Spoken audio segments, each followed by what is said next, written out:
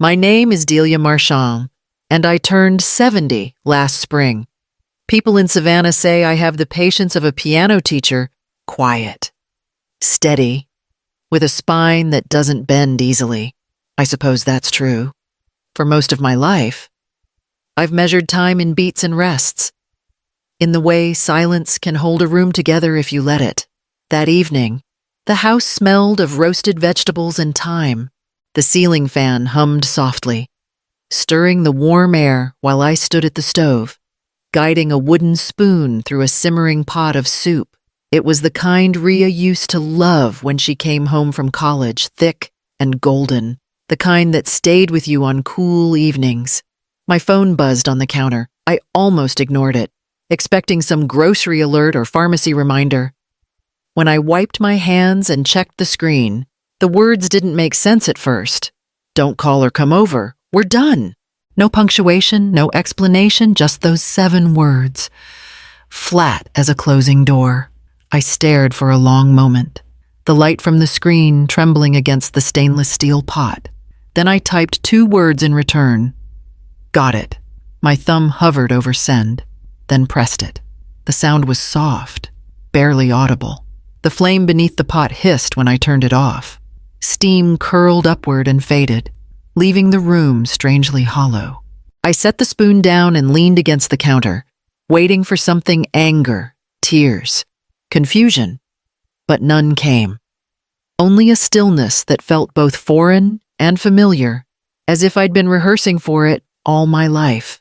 Outside, the evening light thinned to amber. Across the street, the Carter's wind chimes began their low, wandering song. I folded the kitchen towel neatly beside the sink, as if preparing for guests who would never arrive. It took a few minutes before I noticed the quiet wasn't just around me, it was inside me too, a clean break, precise as a cut through fabric. I switched off the light, walked to the front window, and watched the sky turn the color of pewter. The soup cooled on the stove, untouched, while I stood there wondering how something so small could end something so vast. Then, without a sound, I began to tidy the kitchen for the last time that day. I wiped the counter slowly, the motion automatic, my hands remembering what my mind could not yet accept. Each circular pass of the cloth seemed to uncover something buried beneath the years. The kitchen had been my small universe for so long: birthdays, sick days, long nights when bills piled higher than the dishes. It was here that Rhea learned her first lullaby, perched on a stool, humming along while I stirred soup with one hand and held her with the other. Paul had still been alive then. I can still see his shoulders in the doorway, the faint smell of cedar and sawdust from the carpentry jobs he picked up between shifts. The night he didn't come home, the phone rang at 2:17 a.m. The officer's voice was careful, as if soft words could blunt hard news. A rain-slick road, a truck that didn't stop in time. The world split open, and there was no music for months afterward. I taught piano in other people's living rooms after that: children with soft fingers and short attention spans. I carried grief like an extra instrument in my bag. Every dollar went to keeping the lights on and to the little savings account with Rhea's name attached. I told her she could be anything she wanted, and I meant it. When she got into college, I sold Paul's old guitar, the mahogany one he used to play on the porch at dusk. It covered her deposit. She never knew. I didn't tell her about the months I ate cereal for dinner or the nights I took extra lessons just to pay her rent. I just wanted her to stand taller than I ever could. Now, wiping down this same counter, I felt the old ache behind my ribs, the irony of it all. I had worked so hard to give her wings, only to find out I was the thing she needed to fly away from. The towel in my hand stilled. The quiet pressed closer, as if the house itself had finally exhaled. After Rhea graduated, the calls came often at first brief. Breathless updates about her new apartment in Atlanta, the marketing job she'd landed, the excitement of city life. I listened to every word, letting her voice fill the quiet corners of my days. Then slowly, The spaces between calls began to stretch. A week became 2, then a month. When she did call, her tone was hurried, distracted. There was always somewhere she had to be, someone waiting just off the line. The first time she mentioned Lenore, she sounded lighter, almost nervous. She's kind. Mom, grounded. You'd like her. And I did, at least from the stories. Lenore was measured, practical, the sort who kept color-coded calendars and used the word boundaries like a shield. I tried to stay open, tried not to hover, but something shifted after they moved in together. My birthday that year came with a card signed only R and L, the handwriting careful but distant. Visits grew shorter, polite to the point of coldness. When I stopped by, they were always just heading out or in the middle of something. I told myself it was normal young people need their own rhythm, their own rooms. Still, there were moments that lodged under the skin. One afternoon, I arrived early to drop off homemade jam. The door was ajar, and I heard voices from the kitchen.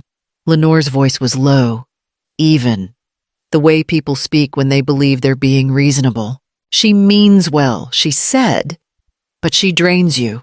I stood there, unmoving, the jar cooling in my hands. My own name hung in the air like dust caught in sunlight. I turned before they saw me and walked back to the car, the sound of my shoes on the porch, louder than my heartbeat. That night, I placed the jar on my counter, unopened. The sweetness inside no longer belonged anywhere.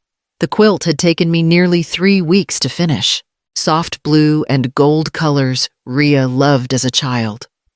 When she'd press scraps of fabric against her cheek and say they felt like sky and sunlight. I'd chosen each square carefully, stitching late into the night, the rhythm of the needle steadying my hands. I wanted to give her something that would last, something warmer than words. The afternoon her birthday neared, I folded it gently into the passenger seat and drove across town. The air carried that heavy summer hush before rain. Streets lined with magnolias beginning to brown at the edges. I hadn't called ahead. I wanted it to feel like the old days, a small surprise.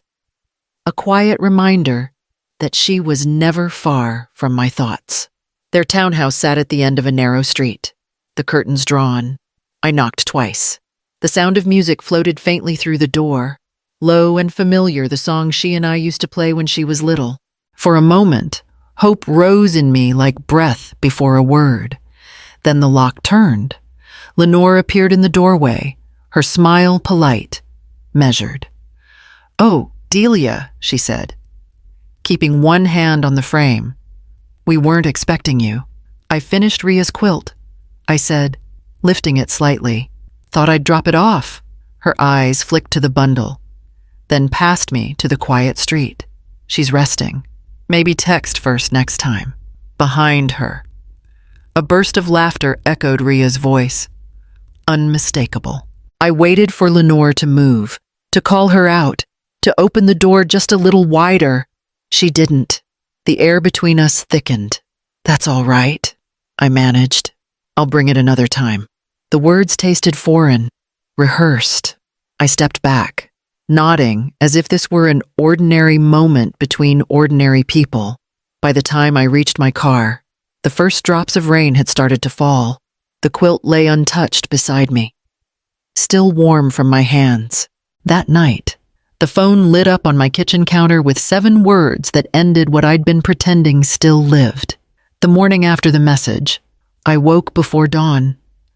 The house was dim, the air still heavy with the smell of rain.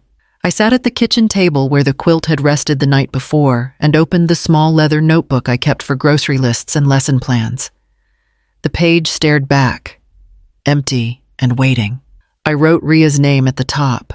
Beneath it, line by line, I began to list everything I'd been quietly holding together for her. Rent for the boutique space on Whitaker Street, insurance premiums I paid under my own name, utility bills that still came to my address because she'd never changed them, the balance of a credit card I'd co-signed when she was just starting out. Each entry felt like a thread I'd kept taut, afraid that if I let go, her whole life might unravel. By the time the sun rose, the page was full.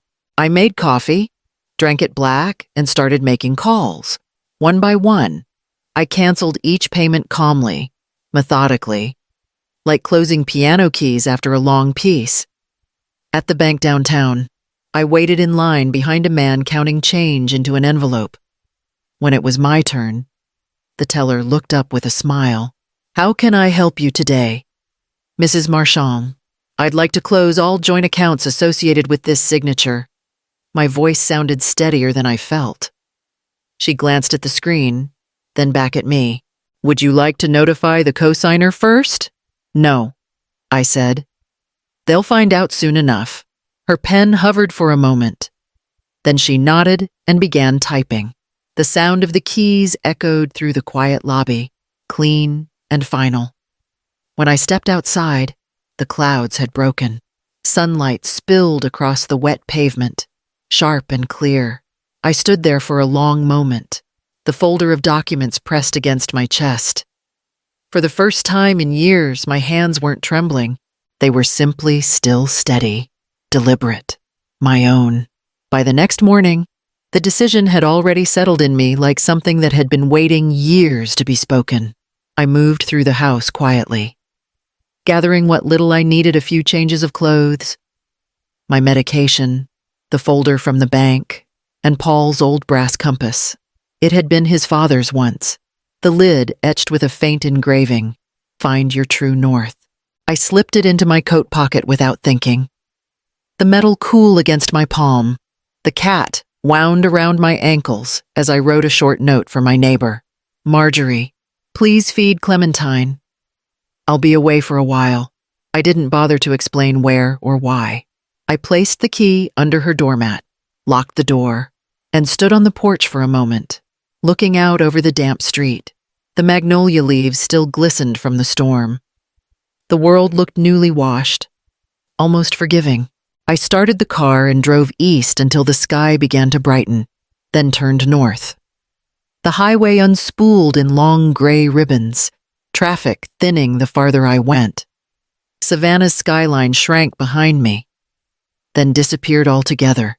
For the first time in decades, I didn't feel tethered to anything. Past Augusta, the landscape began to climb rolling hills, pine forests, the smell of wet earth. I didn't turn on the radio.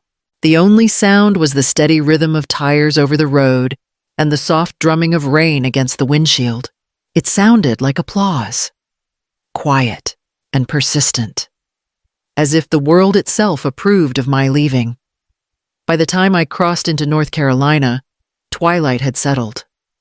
I followed the narrow roads that wound toward Lake Lure, my headlights catching the mist that rose off the trees. The cabin waited somewhere beyond those curves, left to me years ago by my Aunt Florence, a place I'd never needed until now.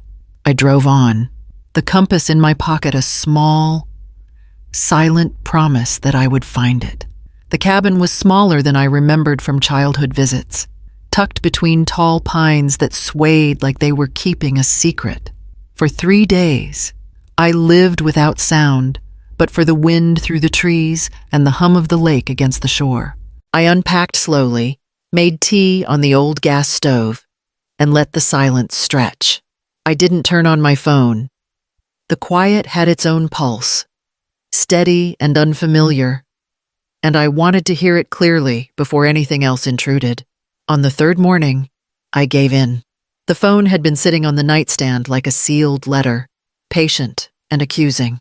I pressed the power button, and within seconds, the screen lit up in a flood of color and noise.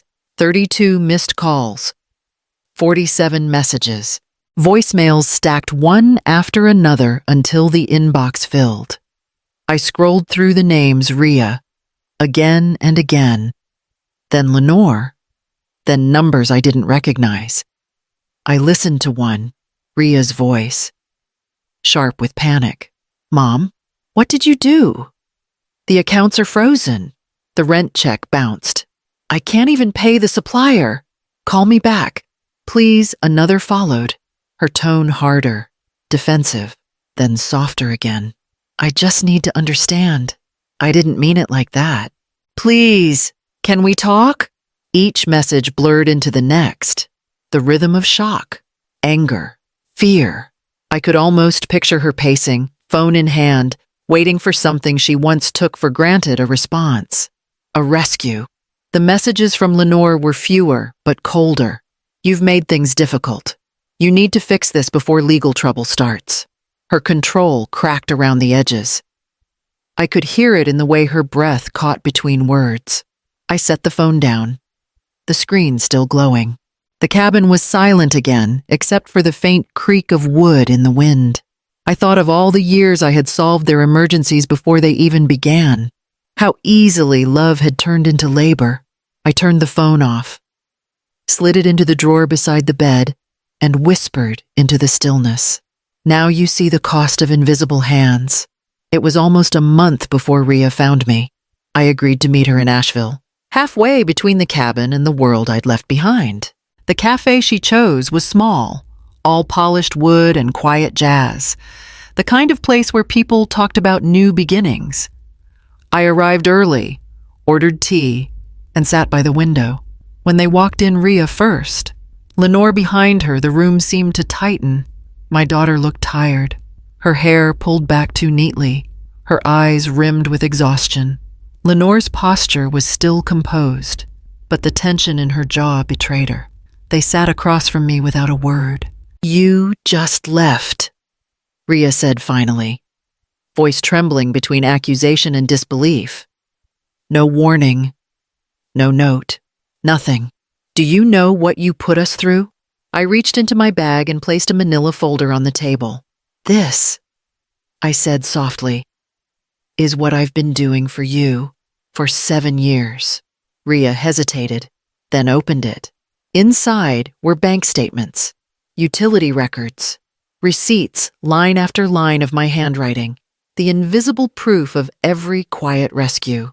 I watched her eyes move over the pages, confusion shifting into something closer to shame. You think money is love, she said at last. The words came out flat, but her voice broke on the last syllable. No, I said, but love shouldn't mean erasing myself. It shouldn't mean disappearing so you can stand taller. For a moment, no one spoke. Outside, rain began to fall against the glass in slow, even lines. Lenore reached for Rhea's hand, but her own expression had changed. The certainty she once wore like armor was gone. I rose, smoothing my coat. I'm selling the Savannah property, I said. You'll get the notice next week.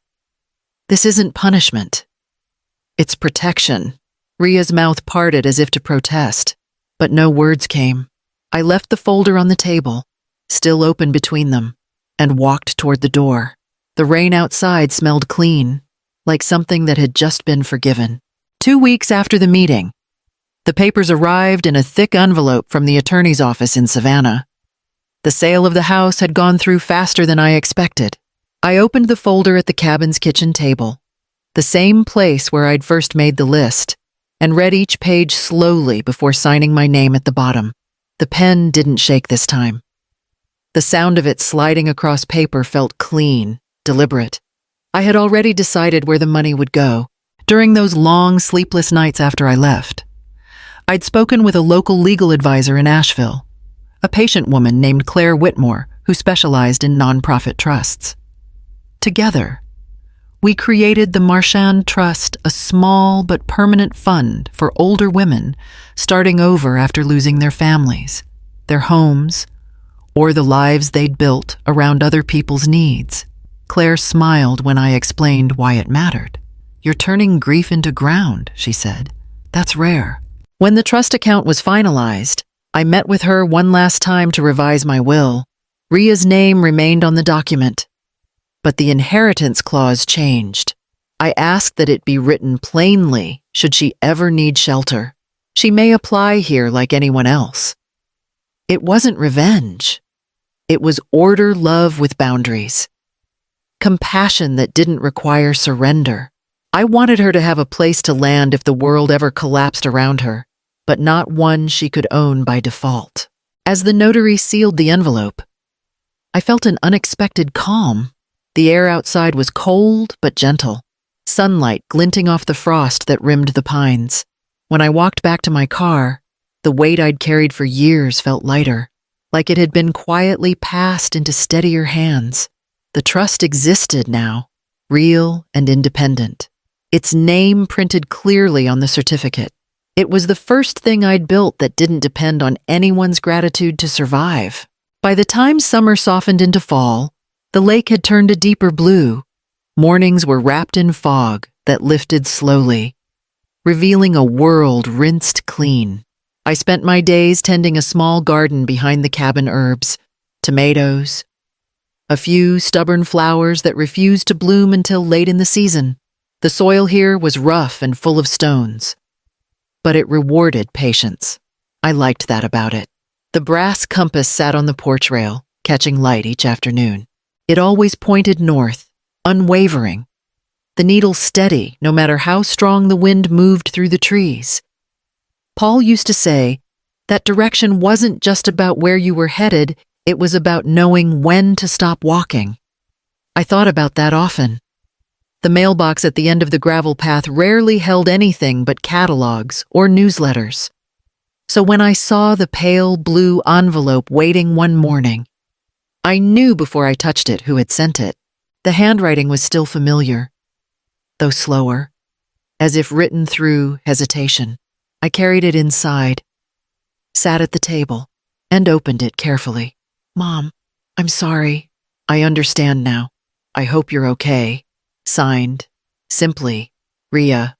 There was no return address. No apology stretched into paragraphs. Just those few lines. I read them twice, then folded the paper and slipped it into the quilt chest at the foot of my bed, the same chest that now held the blue and gold quilt she never took. For the first time, I felt no ache behind my ribs, only a quiet fullness. Outside, the sun was lowering, the air turning honey-colored. I walked down to the dock with my tea, the water calm enough to mirror the trees. The compass glinted beside me, the needle steady as breath. Peace learned to swim. I whispered, not sure who I was speaking to, Paul, the lake, or myself. The surface shimmered with the last light of day, and for a long while, I simply stood there, listening to the rhythm that had replaced all the noise. It was slow, sure, and entirely my own.